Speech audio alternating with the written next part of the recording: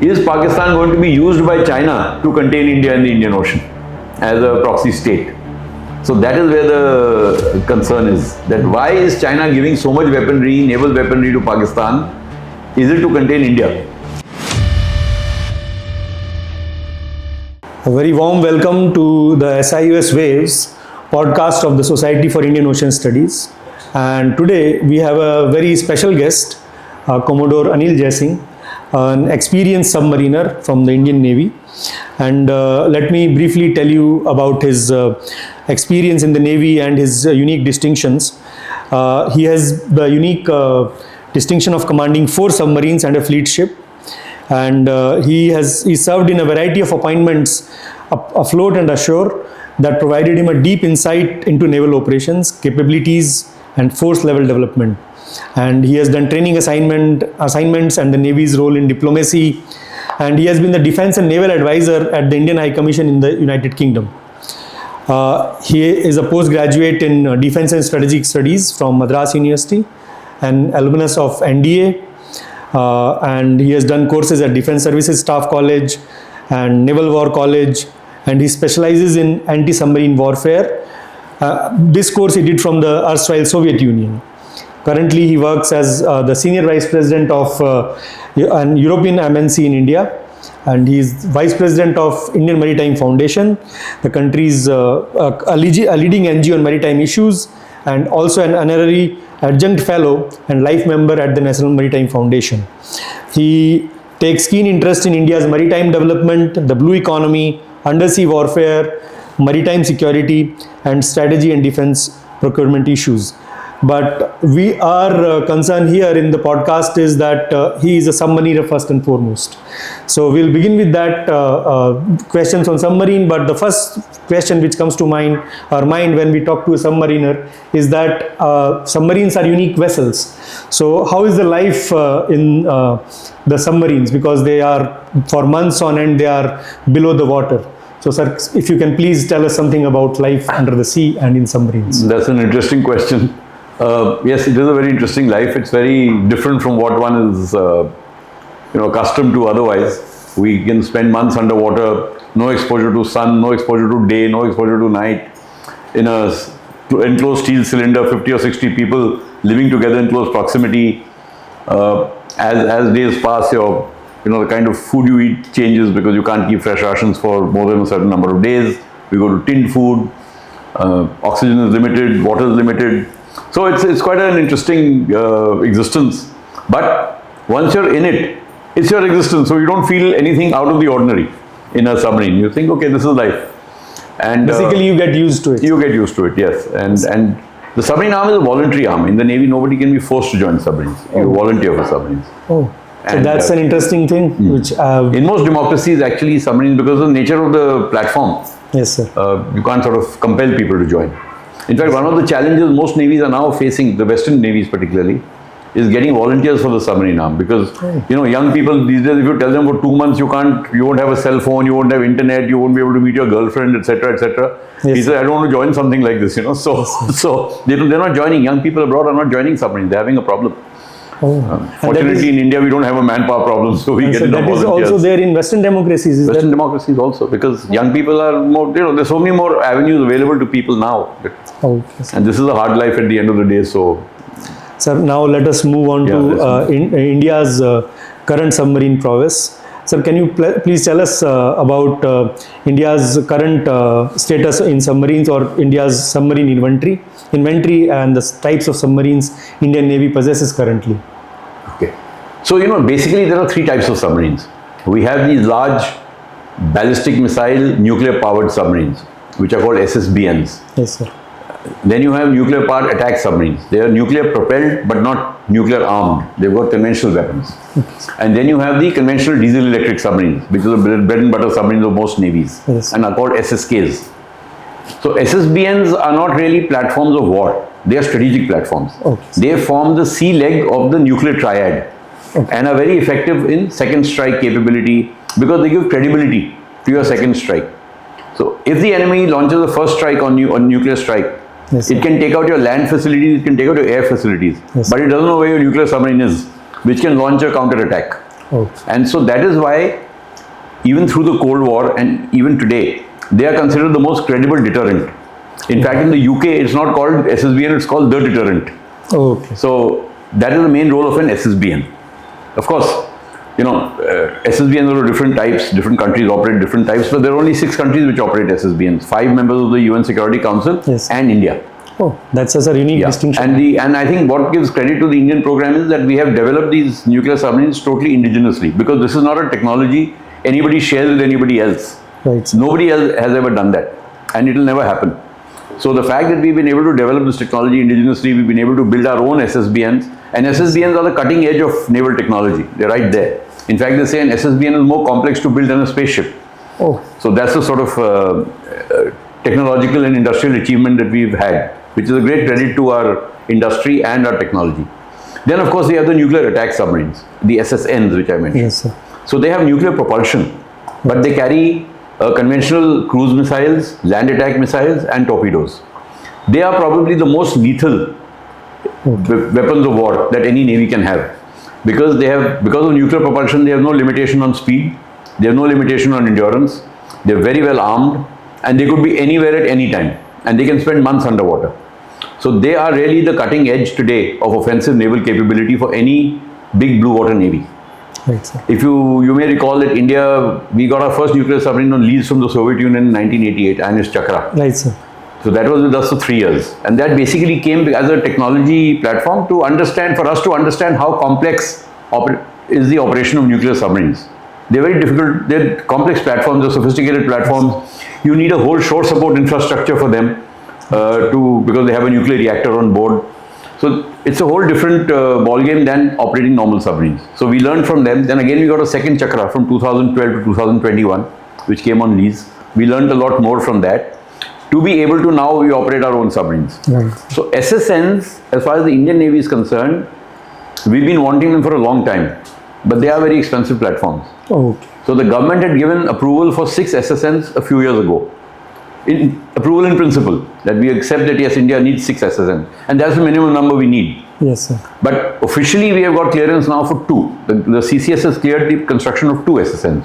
They are now in the process of getting constructed. I think maybe in a decade or so, we will have our own SSNs. Yes, sir. So SSNs are also so far only with the 5 security members, permanent members of the UN Security Council. But this is a technology more and more people are developing. India is doing it. Brazil is doing it in collaboration with France. President Trump has offered this technology to South Korea. The AUKUS program is there in Australia, where they're again coming up with this technology. So there are 3 or 4 middle powers also who are now looking at nuclear capability in submarines. Then of course the third kind are the SSKs, which we have 16. We have 16 of them in the Indian Navy. These are basically diesel electric, which means that their diesel generators charge the electric batteries, which run the electric motor. So these submarines have to keep coming up periodically to periscope depth, hoist one mast called the snorkel mast, take fresh air to run the diesel generator, charge the batteries. So once in 2-3 days, depending on the tactical scenario, these submarines have to expose themselves for a few hours. They don't have surface, but they have to expose their masts, which is dangerous in a dense anti-submarine warfare environment. If you're near enemy waters, you don't want to expose your mast for 2 hours or 3 hours at all. So now new technologies like air-independent propulsion, lithium-ion batteries, these are all now being developed to reduce this particular limitation that SSKs have. So these are 3 fundamental kinds of submarines. Then you have little boats, the midget submarines and all, but I'm not talking about those. So India at the moment has 3 SSBNs. That's the highest end for nuclear deterrence. SSNs, as I mentioned, we are looking to build our own SSNs. Work has started already on that program. 2 have been approved. Maybe 4 more will happen by and by. They are very expensive, so obviously we have to find the money for them. Yes. And we have 16 conventional submarines, of which 6 are French or French design, built in India. The Scorpion class, which were built recently, which are the newest 6 we have. But unfortunately, over the years, we let our program slip a bit. So our remaining 10 submarines are all more than 30 years old. Yes. So they need urgent replacements. So we have got Russian kilo class, 6 Russian kilo class submarines. We have actually 7. In India, we have 6 at the moment because we gave one to Myanmar on lease. So the Myanmarese Navy is operating 1 kilo class submarine. And we have 4 German Type 209 submarines. Yes, sir. We have kept them going, we have modified them, we have modernized them. But the fact is, a 30-year-old submarine is a 30-year-old submarine at the end of the day. Yes, sir. So there's a new program coming up called P75I, Yes, sir. which also envisages 6 submarines. And the endeavor is that by the time P75I boats are built, these will all be built in India. India would be in a position to build as many submarines as it requires, whenever it requires, with its own technology. We will not have to look at a foreign partner for any submarine technology thereafter. That is the overall sort of fund program of the submarine development program in India. Thank you, sir, for the short master class on India's inventory. But, sir, how long does it take to kind of build a submarine? Well, the first of a new class, because it's a new design, could take anything from 6 to 7 years. Yes. Because first design itself takes about a year and a half to develop, and then you start getting all the equipment for it, and then you start building it. But after that, you can deliver one submarine in 9 or 10 months. So in any shipyard, work at any given time is going on 3 or 4 submarines at various stages of construction. But the first one takes about 6 to 7 years. So effectively, every submarine takes about 5 to 7 years to build. Oh. And sir, since we have been following news, what is so special about this latest induction into Indian Navy, INS Aridaman? So as I mentioned, the SSBNs are the cutting edge of strategic technology. Yes, sir. So India went down this route some time back. We commissioned INS Arihant in 2016-17, Yes, sir. which was the first SSBN that we built in India. But Arihant was initially developed as more of a technology demonstrator than a sort of deployable platform. Of course, we are deploying it very much, and it is very much a deployable platform now. And thereafter, we followed up with the second boat called Arigat. Yes. Now, you see, nuclear submarines are such complex vessels that when you actually put a nuclear submarine to sea, you have to be sure that it's 100% defect proof, because you have a nuclear reactor on board. So that nuclear reactor has to be, firstly, it's miniaturized, it has to be fit inside a submarine, and then it has to have enough safety built into it that nothing should go wrong with it ever, because you have 100 people in an enclosed cylinder. If there's a nuclear leak in that, it will be a disaster. Yes, sir. So building a nuclear submarine is, like I said, a very complex task. So the very fact that we built Arihant, we operated it for 3-4 years while Arighat was undergoing trials. Then we commissioned Arighat. 3-4 years later, now we've commissioned Aridaman. But the next 2 are going to follow much faster, which are called the S4 Star and S5, because they're already at advanced stage of build. But 2 things that Aridaman's induction helps. Firstly, every SSBN we are building is better than the previous one, because it's evolving. Our designs are evolving, our technology is evolving, our weapon is evolving, everything is evolving. That is number 1. The second is that an SSBN is fundamentally a second strike capable submarine. That means the enemy must be, at any given time, should think that there would be one SSBN hidden away somewhere who can launch a retaliatory attack. Yes. Now, if you don't have enough SSBNs, then the enemy comes to know when your submarine is at sea or when it's not at sea. Yes, sir. So you have to keep what we call continuous at sea deterrence, CASD. That is only possible when you have 3 or 4 SSBNs. Right, sir. So now with Aridaman coming in, we are now in a position where we can do continuous at sea deterrence. So actually our second strike capability and our sea-based nuclear capability really becomes credible only when you can keep one SSBN at sea all the time on patrol. And that is only possible when you have 3 or 4. Okay. For example, the UK and France have always maintained a force level of 4. America has more, Russia has more, China has more, but they've got a larger global ambition and global agenda. But UK and France have always maintained 4 SSBNs, and they have been able to maintain continuous at sea deterrence for the last 55 years with 4 SSBNs. So that is the sort of capability that Aridaman adds to our strategic deterrence, nuclear strategic deterrence. Yes, sir. Thank you, sir. Now let us look at, sir, we are currently witnessing a conflict in West Asia, and we had this incident involving the Iranian warship Iris Dana. So, sir, we also came to know that it was the ship was hit from a submarine from the United States.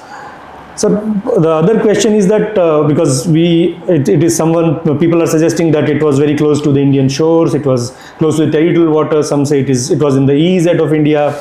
So there are multiple questions. But what does international law say about this? And what do you think are kind of strategic implications for India of this incident? So firstly, let me clarify the legal aspect of it. Or, why did India allow something like this to happen?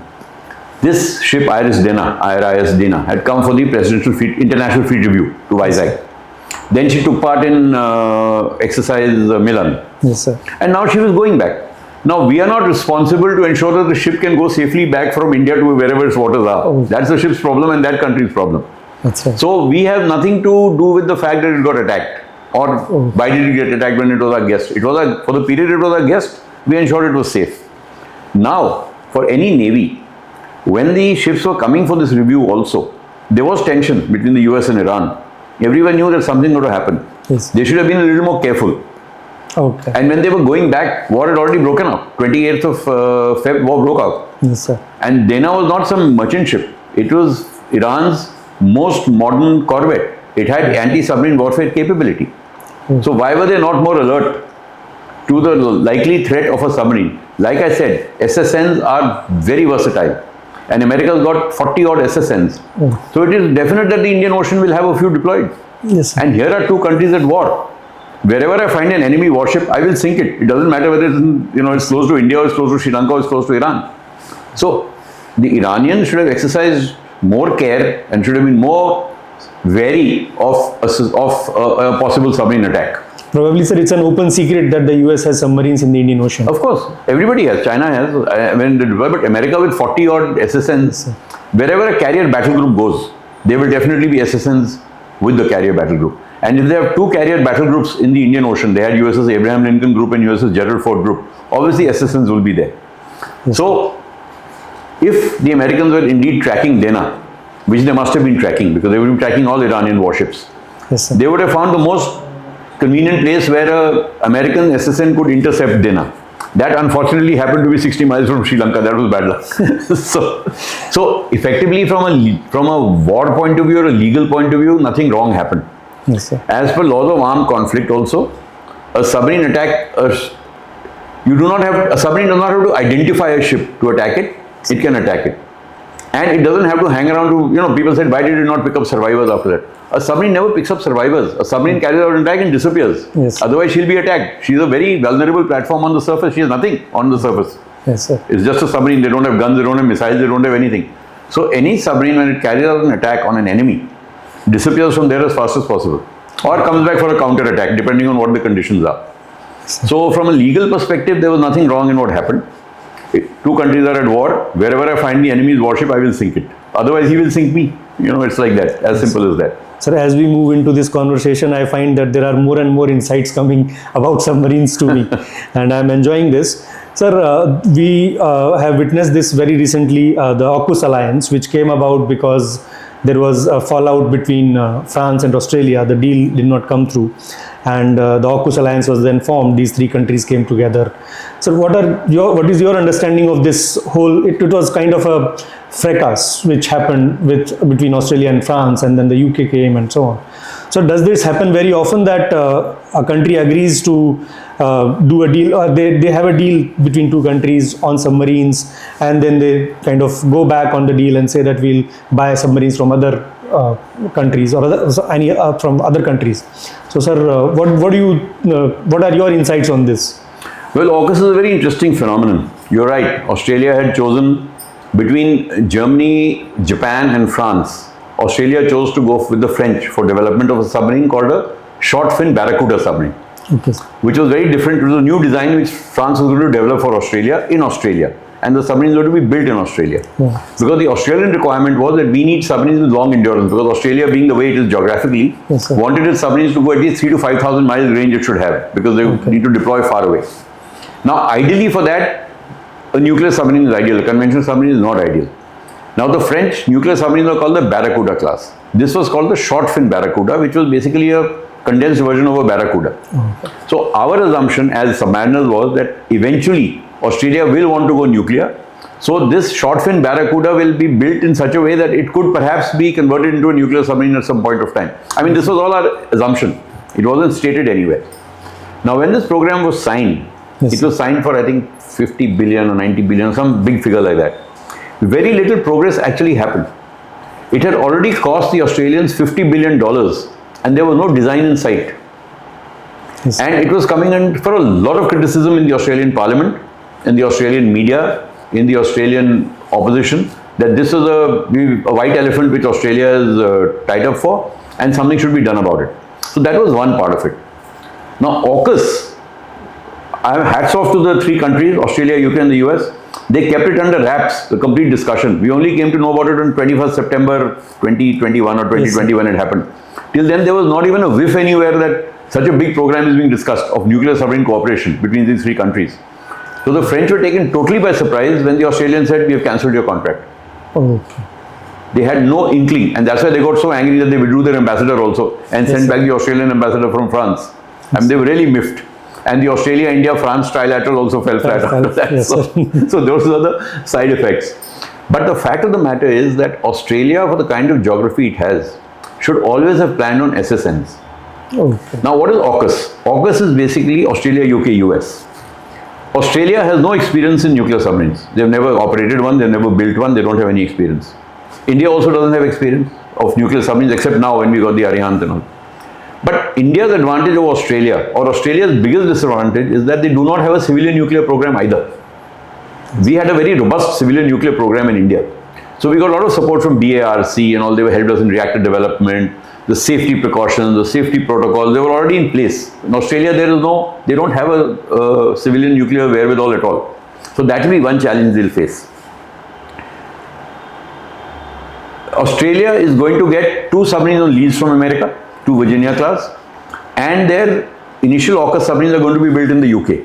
It's called the AUKUS boat, the AUKUS SSN. So the similar class US, UK will build for itself and will also build for Australia. It's a huge program. I think the Australian investment over the next 20 odd years is $350 billion or something like that. It's huge. Oh. So my personal assessment, it is too big a program to fail. Oh. And it is too critical for Australian security to fail, to be allowed to fail. So, programs of this nature, when they go on for 20 years, there'll be opposition, there'll be, when depending on which parties in power will either criticize it or praise it, there'll be setbacks. Now, when President Trump came, they were not sure what will happen to this program, but fortunately, President Trump said, no, I'll support it. President Trump is facing a lot of criticism in the US, saying that you are not able to build enough submarines for your own navy. Yes, sir. Whereas China is building so many, why are you committing to building for Australia? Where are these submarines going to come from? So all that will happen. But if Australia is not able to go through with AUKUS, they will have no submarines. Because they only have 6 old Collins class submarines right now. They don't have a 7th boat. And they have put all their eggs into the AUKUS basket. So AUKUS has to succeed. Okay. Now for India, what does AUKUS mean? This happened on 21st of September. On 22nd of September, I wrote an article for Financial Express saying that this is the best thing that could have happened for India. There is no provision for India to cooperate because we've gone with Russian technology, this is Western technology. These two technologies nobody is going to share. So, people said, oh, India and Australia can work together. That will not happen. But if China is going to be our ultimate threat and the presence of Chinese SSNs in the Indian Ocean is going to be a challenge for us, it is very nice for us if countries along the way can keep China in check. So the AUKUS program, American nuclear submarines operating in the South China Sea, all of them will either do one of two things. Either they won't let the Chinese reach the Indian Ocean, or Chinese will not be able to concentrate all their forces here. They'll have to keep enough in hand to counter the effect of those navies. Japan, South Korea, Australia, US, etc. So from that perspective, I think is the best thing that could have happened for India is to have a good submarine capability on our eastern shores, which keeps the Chinese in check. So that's kind of a deterrent for us. I think it's a very good thing. It's a very good thing. But there's another thing. Everyone in AUKUS thinks only the submarine thing. Actually, there's an AUKUS Pillar 2. AUKUS Pillar 2 identifies 8 technologies which these 3 countries are going to develop, and that includes very high-end technologies: quantum, artificial intelligence, electronic warfare. Now, while these countries work on these technologies, India, because of its relationship with the US through Quad and with Australia through Quad, can become an indirect beneficiary of these. Yes. Maybe they'll share some of it with us. We are also looking at these areas. So, for us, it's AUKUS augurs well for India. I personally think so. Sir, how much does it take? Like, how much finances does it take to build one submarine from scratch, and to even if we can involve R&D?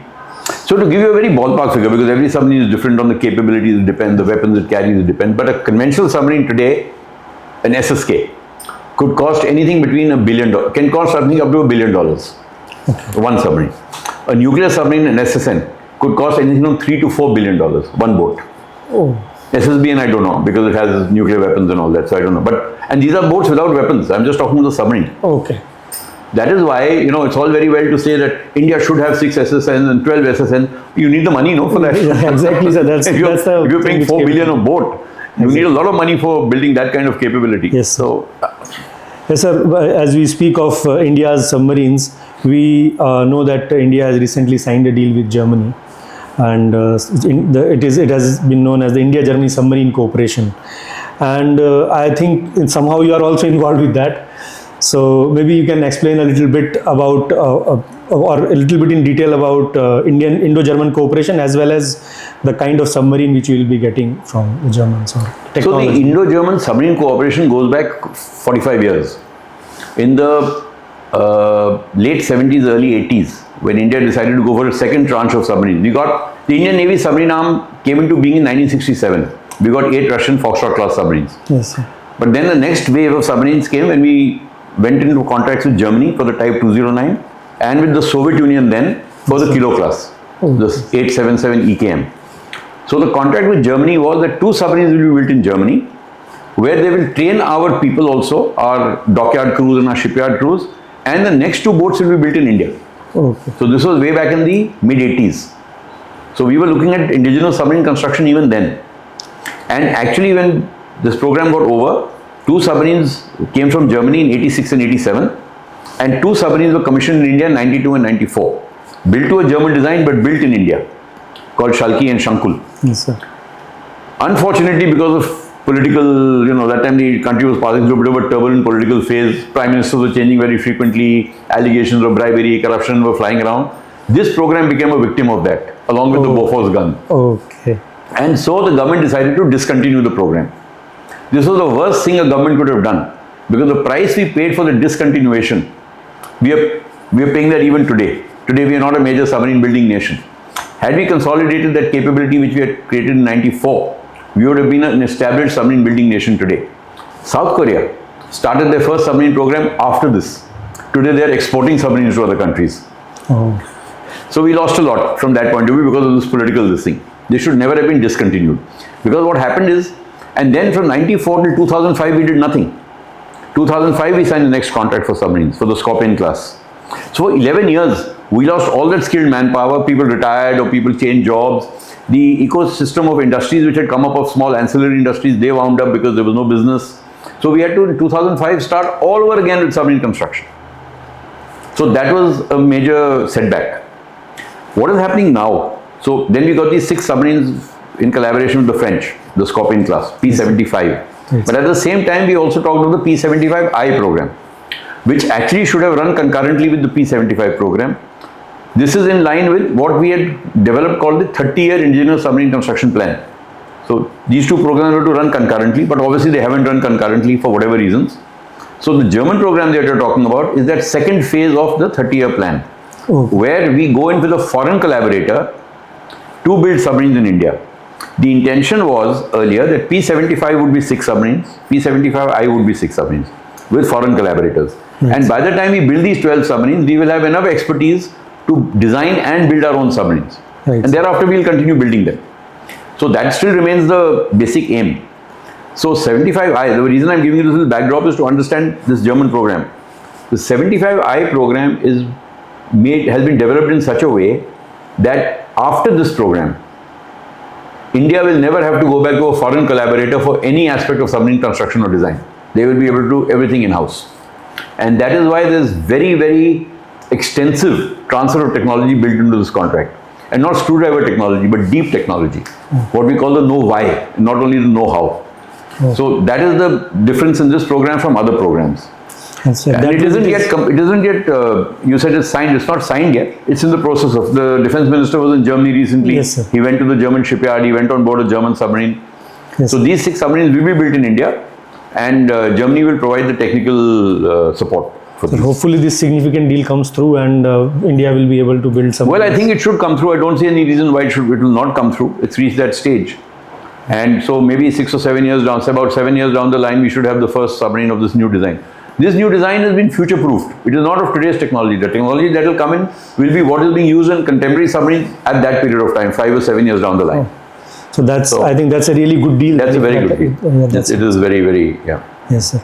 Sir, now let us come back to the Indian Ocean region. We are at the Society for Indian Ocean Studies. Sir, we all understand and agree that the Navy, Indian Navy is a formidable force in the Indian Ocean region. Sir, do you think that its significance is being undermined during the current US-Israel-Iran war, as the blockade of the Strait of Hormuz by the US and the charging of toll by the IRGC Navy continues? So what do you think, sir? Is it being undermined? It's very difficult to answer this question actually, because it involves a lot of things. Yes, I think India's stand on this conflict, I know some of us feel that India hasn't taken an assertive enough stand, befitting its status as an Indian Ocean power. But if you really look at it very dispassionately, and that's my view, we have taken a very calibrated stand. We have kept our interest in right ahead, that we don't want to get involved in your battle. Our interest should be met. Our oil should come. Our gas should come. We don't want to sort of antagonize anybody. And I think to that extent we have managed it pretty decently. Yes, we are a big power. There is a view that we should have had a more active role to play. But India, if you see, in a conflict when two countries are actually at war, there's very little a third country does, unless a third country wants to become a participant in the war. yes, It can probably talk in the back channel diplomacy can go on, etc. But visibly, what can you do? So India is the premier Indian Ocean maritime power. There's no doubt about that. But more in the non-traditional threat kind of scenario. Now, if two countries decide to go to war, then India is not going to interfere. I mean, tomorrow it could be any two countries, and this war is a sort of a different kind of a war. As far as the Straits of Hormuz are concerned, again, if Indian ships were directly threatened, Indian Navy would intervene. yes, sir. But just because there's a blockade, and from what we read in the media, the Indian ships are not, there are ships there which are stuck, but Indian ships are being allowed to leave, and they're not paying toll, from what we've been given to understand. So if that is happening, why should we sort of walk into that mess? But tomorrow, if an Indian flagged ship is either attacked or damaged, then certainly the Indian Navy will go there to escort its own ships. Oh. At the moment, it's a sort of a funny kind of a blockade. And even the new thing which President Trump announced, he's put on hold for the time being now, of escorting ships out. Because escorting ships is not so easy. Yes, sir, fair enough. But sir, there have been questions within our domestic circuit within India that our ships are also being kind of not being coming through the Strait of... Not as many as you would like this. Yes, to come. Yeah, because I think that's the general status there. But more than that, what can we do? We can't force our way into the Strait of Hormuz and pull our ships out and bring them out from there. So basically, I think we are waiting and watching. We are talking to the Iranians. We are talking to everybody. I think we've spoken to the foreign minister and saying that please let our ships come through, whatever. But I don't think unless a situation arrives where the oil situation becomes so bad, yes, that countries start getting directly affected by it. For example, China or India or Japan or South Korea, and they feel no, now we really need to get our ships out. So we are going to send our naval ships to escort our ships out of there. Then the situation could be very different. But then the risk of an unintended escalation is also there. Somebody by mistake fires at somebody and it will blow up into a whole big thing. Now we also don't know, Iran has also been quite unpredictable in this war. I know the sympathy lies with Iran at the moment. But Iran by itself has also not been very forthcoming. I mean, yes, sir, to say that a toll has to be paid is absolutely illegal by any stretch of imagination. okay, Narrow straits like the Straits of Hormuz allow right of transit to any vessel. They are like the high seas. They do not belong to anybody. So you can't say that these waters pass, these are my territorial waters, and so I will charge a toll. If you remember an interview given by the Singaporean foreign minister, he said we could do the same Malacca Straits, yes, but we don't do it. Exactly. Because it's not done. It's not the right thing to do. That's right, sir. So, Right, sir, coming back to our immediate neighborhood, we know that our western neighbor, Pakistan, has recently commissioned its first Hangor class submarine, which is built in China. Does this impact our maritime security? oh yes, certainly. Because what is Pakistan's area of maritime interest? The Arabian Sea. They are not a blue water navy which is looking to dominate the Indian Ocean or become a global navy. Now, if their intention is to contain India and sort of their primary area of operations is the Arabian Sea, then the kind of force level that Pakistan is building up now for their navy, is quite disproportionate to the requirement. Right. For example, and China is arming them. So Pakistan over the years, if you see, always had good submarines. But they always bought second-hand warships from here and there because they felt, their basic aim is to contain India. So they believed in what we call a sea denial strategy. Oh. You deny the use of the sea to the enemy. You don't control the sea, but you deny the enemy the use of the sea. And for that, submarines were always a very effective platform. So Pakistan always invested in brand new modern submarines, but second-hand old ships. Yes, sir. They were the first to get air-independent propulsion in these waters. So they always had 3 to 5 submarines, which were enough for them. Now China is giving them 8 of the Hangar class submarines. 8. Oh. 4 are going to be built in China, 4 in Pakistan. Hangar is the first one. And the name Hangar is because that was the name of the submarine which sank INS Kukri in 71 war. Okay. So that's how it's the Hangar class, because Hangar is the sort of glorified submarine of the Pakistan Navy. So they still have that hangover. Hangover of Hangar. So with 8 submarines, conventional submarines, and 3 of their own original ones. So they have 11 submarines. They will have 11 submarines before the end of this decade. Yes, sir. And they're also building up their surface ship capability. They will be quite a formidable. They will not be a match for the Indian Navy. There is too much force asymmetry between the Indian Navy and the Pakistan Navy. But they can have a lot of nuisance value. Let me put it that way. Okay. And it's not about Pakistan being able to do what Pakistan does. It's about, is Pakistan going to be used by China to contain India in the Indian Ocean as a proxy state? So that is where the concern is. That why is China giving so much weaponry, naval weaponry to Pakistan? Is it to contain India? So when China makes its move in the Indian Ocean, it will have a proxy state right next to India to be able to, do whatever mischief they want to do over there. So that's, I think, the larger concern is that. So within this environment and context, what can India do? Like how best can we counter this submarine challenge from our adversaries? So I think, India's philosophy of force level, naval force structuring is we are to call ourselves, we are a blue water, carrier-centric, balanced, multi-dimensional force. Okay. So blue water means we want to operate in the oceans. We should have that capability. We are carrier-centric. We basically, our Navy is structured around aircraft carriers. We are balanced. We have all kinds of capability, what we call a multi-spectrum capability. And multi-dimensional, that means we are on the air, we are on the surface, we are underwater, we have cyber, and we have space. So we are a multi-dimensional force. So that is the Indian Navy's structure. About 2-3 decades ago, the Indian Navy shifted its philosophy from threat capability to capability. So we started looking at capability because we felt naval threats change. And shipbuilding is not an overnight task. So you cannot, if you are structuring a navy for 20 years hence, you don't know what the threat will be 20 years hence. So you should structure a navy in such a way that you have every kind of capability. Right. And so that has been the Indian Navy's philosophy. So we have every kind of capability. We have anti-air capability, we have anti-submarine capability, we have surface capability, we have aircraft carrier capability, we have nuclear submarine capability, we have the complete gamut of capability. So when we come to looking at a submarine threat, it's not submarine versus submarine. It is submarine versus anti-submarine. Okay. Then anti-submarine operates from the air, it operates on the surface, it operates underwater. So India has been, in between there was a bit of a gap in India's anti-submarine warfare readiness, in the sense we were not modernizing fast enough our anti-submarine capability. In the last 8 or 10 years, I think that has seen a tremendous shift. So if you realize in the last few years, we've got the P-8I aircraft, long-range maritime patrol aircraft, which besides being excellent platforms for maritime domain awareness, are also excellent anti-submarine warfare platforms. They have sonar buoys, they carry torpedoes, so they can launch a torpedo from the aircraft, it goes and hits a submarine underwater. Yes, sir. So we've got the LRMP aircraft and the most modern in the world, the P-8I.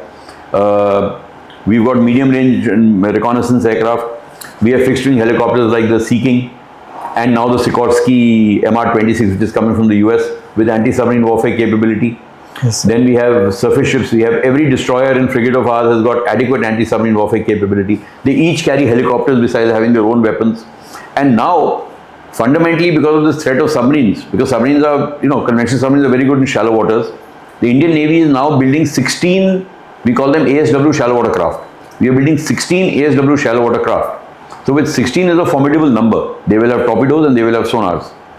So if we have to protect our harbors from offensive moves by the enemy, these are the right kind of platforms. And with 16, we can protect all our harbors. It's not that, we are protecting Bombay and so Vizag becomes vulnerable, or Vizag and Cochin becomes vulnerable. We'll be able to create a sort of a cordon to combat the submarine threat that is being ranged against us by the enemy. So overall, I think the anti-submarine warfare has to be a multi-dimensional capability, which we have. And now, of course, new technologies are coming in, bistatic sensors, bistatic sonar, that's all technology. But fundamentally, from a platform-centric perspective, I think we are looking at a very nice, broad anti-submarine capability now, anti-submarine warfare capability. And we have we have reached a good level of those capabilities. We are doing very well over there in that thing. The focus is there now. Yes, sir. And of course, now we have unmanned, we have UAVs and UUVs and all. Yes. So these are all force multipliers which are going to keep adding to the capability of our Navy. Yes, sir. With those positive insights from about the India's anti-submarine warfare, we end today's episode. And thank you so much for being here, sir. It is absolute pleasure, and the exposition and insights are really for me, it is a pleasure to learn from you. Thank you so much, sir. Thank you so much, Dr. Meena. It's a pleasure for me to be here. It's a privilege to be here on this podcast here with the SIOS. And thank you for inviting me for this. Thank you. Really grateful to you. Thank you.